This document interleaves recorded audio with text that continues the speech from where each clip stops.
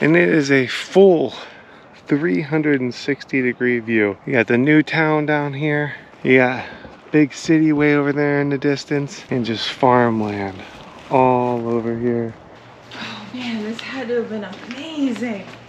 I mean, there's the whole thing going through. Just Mosaic.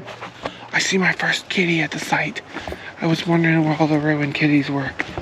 Good morning for the last time from Kershadasi. I figured I'd do my morning intro with this ridiculously big cruise ship here in the background. We're heading out here shortly to go see two ancient ruined sites today. I can't think of the name of them off the top of my head because it's too early. And then we're going to be ending the day up at Pergamon. But we're going to be seeing that tomorrow morning. So I'll see you guys at some ruins here in a bit. We have arrived at the ancient city of Metropolis, up there on the hill. We're going to take our time here and try not to rush it as much as we've had to at the previous sites. Oh, and it comes down here. So we're going to be here for a few hours. See you guys inside.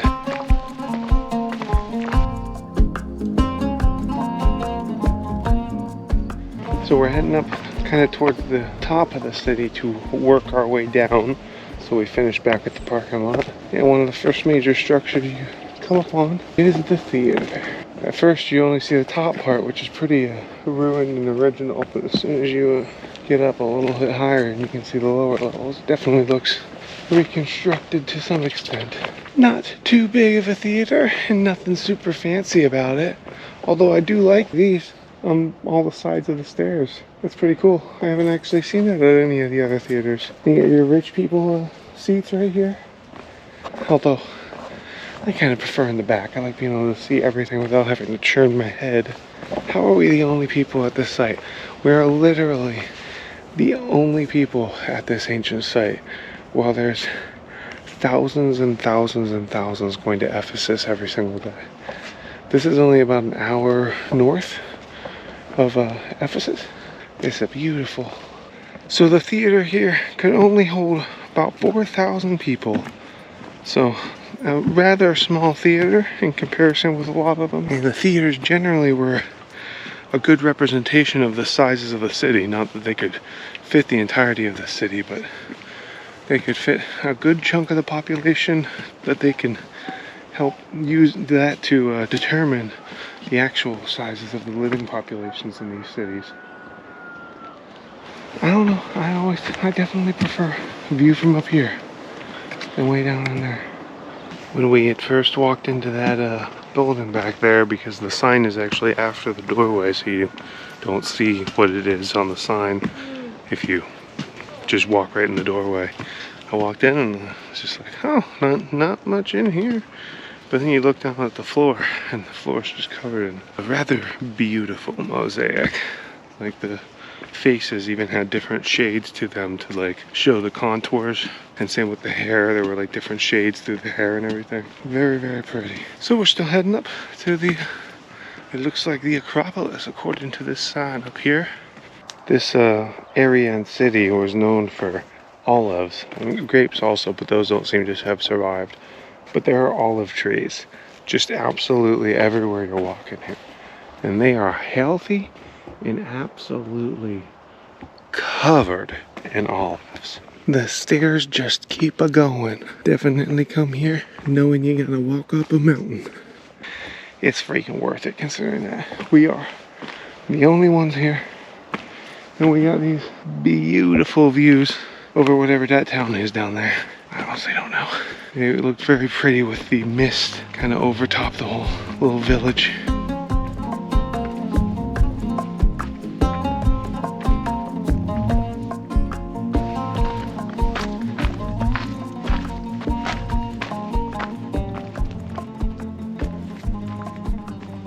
We have made it up to the top of this hill up here, and it is a full 360-degree view. You got the new town down here. You got big city way over there in the distance, and just farmland all over here in front of these mountains with a beautiful mist in front of them. This is a pretty damn good 360-degree view. However, so far what I'm seeing from the Acropolis is there's not much left. but there might be some as we start heading down the hill. So I don't know how well you can see my face right now because I see the sun's right here behind me, but oh well. The main issue with wearing sandals in environments like this is all of the plants are out to get you. So my feet are just getting stabbed repeatedly with a bunch of different pokey plants. I do absolutely love coming to these out of the way or off the beaten path ruins that most people don't come to. But the downfall is that since most people don't come to them, they don't really get a whole lot of money, and because of that they are unlikely to really get the restorations that a lot of the other sites do. So you do end up getting a lot more ruin like this that you're seeing behind me. Man, it's worth coming up here just for the views, and then just adding all the ancient history on top of those. It's makes it really worth it. Wow, completely exposed to the elements up here on the top of this mountain, and there's still fully legible writing. That's incredible. Although I have 150 little thorns in my feet from these plants. Like, look at this thing. This right here is Satan's sunflower. That's not the actual name of it, but man, if I was naming plants, that's what I would name it. And they have little versions of, like little ones of them all up in that path I just walked through. And they really must not get English-speaking tourists, because pretty much every other site we've gone, or most of them, have English on their caution and stop signs. But these ones are not. They are 100% Turkish.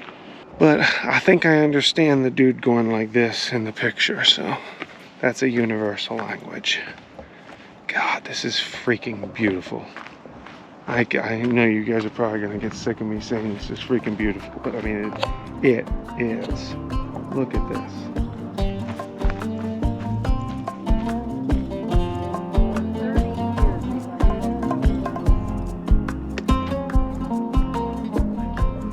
Oh, the walk down is going to be much nicer. Walking up, you don't get to see the views as much. If you're doing any type of driving tour, or renting a car, or have a private tour or anything like that, and you're driving between Istanbul and Ephesus, there are so many ancient cities that really don't require much of a detour, or only require a little bit of a detour. And if you are here for archaeology, you definitely got to add as many of these cities in as you can. I mean, we're skipping over quite a few of them because really we only have 2 days driving from Ephesus up to Troy. We tried to add some of the more impressive looking ones that I could find, but even then we're still skipping over a lot. And the roads to get up here weren't bad or anything. I mean, it was absolutely nothing like taking those dirt roads through the canyons and stuff to get to Tarhan Tepe. I think even in that situation, our guide was like, oh crap, are we going the right way? Because he had actually never been there either, since it was so recently opened to the public. And if you haven't already watched that video, then I'll try to remember to put the thing up here so you can click over to it if you want after you finish this one. But those sites are absolute must-sees if you're in Eastern Turkey, because I mean, they're the oldest known human settlements or religious sites or whatever they really were, because it's still being determined based on the archaeological find. Whereas this is from I want to say the 2nd or 3rd century BCE. I just absolutely love how much respect Turkey gives to their ancient history and ancient sites. Because like even a site like this that I've said, like I said, does not really get tourists. We're still the only people here. Normally someone shows up while we're walking around a site, but we've been here for an hour at this point and still haven't seen a single other little group of people or anything. So even sites like this don't get tourists. They do such a good job at like building it for tourists. I mean, this walking path is great. It's nice, it's easy, and it keeps you out of areas that they don't want you to go. And as you can see, the most standing thing here is the freaking archway. Why did we get rid of archway designs? Oh, and I stumble upon the parliamentary building. This is a very small parliamentary building. I actually don't know if I've been in one this small. I know at Paestum they had a couple of them, and one of them was pretty tiny. But this is really tiny. And like with most of the ancient civilizations, and even sadly many of the modern ones, no women were allowed in the Parliament building. Thankfully, we are breaking those norms nowadays. But I love that here, even in this building, they do the griffin feet going up the stairs. I do wonder how much bigger this would have been, though. That seems like a weird design to have the wall go into the stairs like that. But I mean, they had to have built the wall. I mean, that's not just something that like shifted into the place. I don't really understand that. So I did ask him about the wall because after coming back through the arch, I got super confused because you could see the parliamentary building, the seats continued over onto this side. So I'm like, okay, obviously that wall had to have been built later. That wasn't like an original thing. And it was the 12th to 13th century when they had built a fort up here, or a castle, and cut right through some of the ancient stuff, ancient sites. But I do like the little wedge parliament though. It looks cool. Here's a corner tower from that castle they built, and it's a little easier to tell that that was a castle from this view rather than just that wall. See, like, look at these structures they're building to protect the ruins, and yet we're the only people here. It's literally on the road, on your drive. There's just no reason to not stop here for an hour or two.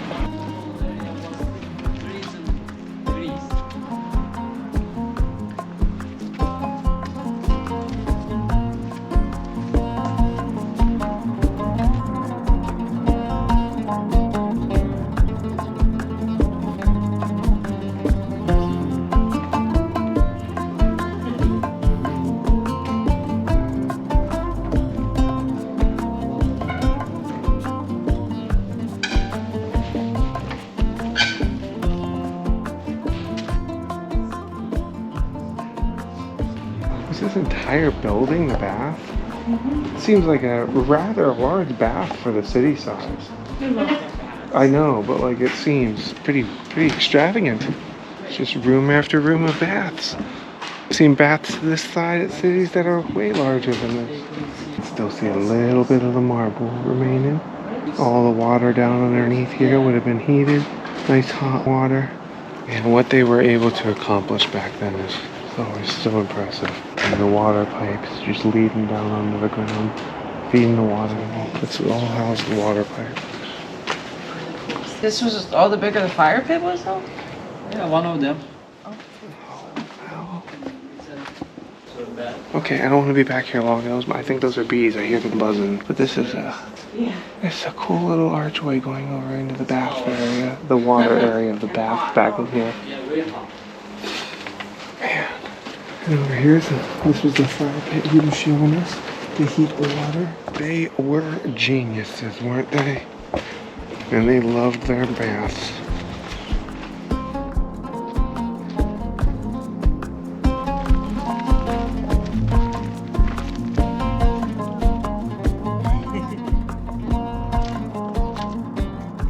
So when I had looked at how long to expect to spend at this site, it said 1 to 2 hours was average. Normally for us, we're on the upper end of that, so probably about 2 hours. We've been here for about an hour and a half right now, and we just did the whole upper area and are walking back down to do the few lower buildings they have down here. So if you are extremely slow walkers or admirers of it, then I would put it at more like a 2.5 hour long site. So it's pretty reasonable. And the temperature is pretty much perfect. It's probably like 75 or 76 right now, which is the absolute perfect temperature. Heading now over into the lower part of the city to see those things. And looking up underneath the awnings they're under, they do look pretty heavily ruined. I don't know how much reconstruction they've really done at all here. It's mostly just been excavating at this point. I think they said 30 years, so longer they've been working on this or discovering things here. I see my first kitty at the site. I was wondering where all the ruined kitties were. It looked like it was a not wanting people's affection kitty though, because as soon as it saw us, it took off. I think it's funny how the few things that remain here at this city, 2 of them are baths. And that whole floor there is mosaic. Sadly, but thankfully at the same time, they don't let us up there. So we can't really see the mosaic very well. Would have been nice if they had built like a raised platform here to walk around through it, just to be able to glance down at it. I can make out some of the patterns up here coming up. Just some standard geometric squares. But this is an absolutely massive bath. I can't believe the amount of bath space they have here for such a small city. Oh, I feel like a dick. I broke a chain. It's plastic. I legit don't even know. I think the ring that connected them must have broken, must be gone. Oh yeah, I sees it down there. I'm gonna put you right here. No, there's a bunch of broken rings around here. I like barely like touched it. Okay, don't touch the chains here because they're plastic chains. But I was trying to admire this mosaic up over there. Oh man, this had to have been amazing. I mean, there's the whole thing going through, just mosaic. That's probably the biggest mosaic I've ever seen. Here might be able to get a little bit better of a glimpse of it. It just wraps all the way around this entire building. Whole thing. That is awesome. And it's amazing how much of it is still left. Although most of it is pretty damn worn. There was that nice corner section. And then there's even more up here on the 2nd floor. Just going up and around. We are not allowed to go up over there though. Maybe someday they'll build a path or something that allows us to walk over and view it. Yeah, I mean, I was commenting up there that upper one I felt like was too large for the population. And then we come on this just gigantic one. Well, I think we have wrapped up here and I'm about to head on to the next site. I think it's Sierma. Probably pronouncing that horribly. But just so y'all know, this whole lower section when you're walking up on it, because you see a lot of awnings, you actually aren't able to go to most of them. Most of those awnings are just kind of there to preserve the mosaics that are under them. They haven't really built this area up yet for tourists to come and actually look at. It's purely for the archaeological dig, and they are actively working and digging up over that area. It is about 2 hours. I mean, we spent, I think, just a little bit over 2 hours here. So that, if you're really into the archaeology like we are, I would say give yourself about that amount of time here. Now I think Sierma is a little bit bigger, so let's get heading in that direction. So our guide was just telling us, I mean, he's only been doing this for 2 years, but he was just telling us that his driver has been doing it for 40 years, and this is the first time he's ever been to this site. So basically, tourists never come here. He said occasionally large tour groups will come here, but that's pretty crazy to me. 40 years and he's never had a tourist come here. That's insane. And it's a shame, because if more people were coming here, then the Turkish government would absolutely, or like the universities and stuff, would absolutely put more time and money and effort into making this accessible and open to everybody to be able to walk over all that. But oh well, I guess y'all can just go see Ephesus and the non-existent Troy and then call it a day, if that's all you want to see. But now for real, we're heading to lunch and heading on to Sierma. We stopped to eat some lunch here at this beautiful little restaurant that has a ridiculous amount of food to choose from here. It seems like this place does like types of parties or receptions. I don't think it was like a wedding, but something's going on over there in the field. But I want to give you guys a little glimpse of the large selection of food you can choose from. So I just wanted to show you here. Look at all of this. got different meatballs, some skewers, lamb, some beef, some more lamb, some kebab, chicken, some liver up here, and a bunch of veggies to choose from. And we don't eat very much, so we asked. We've tried this before and it never works out for us. We asked specifically for one of each of the meats because we want to share it and try as many different things as we can. But every time we do that, the whole one of everything usually gets lost in translation, and we end up getting like one full order of everything, even though we try to specify one.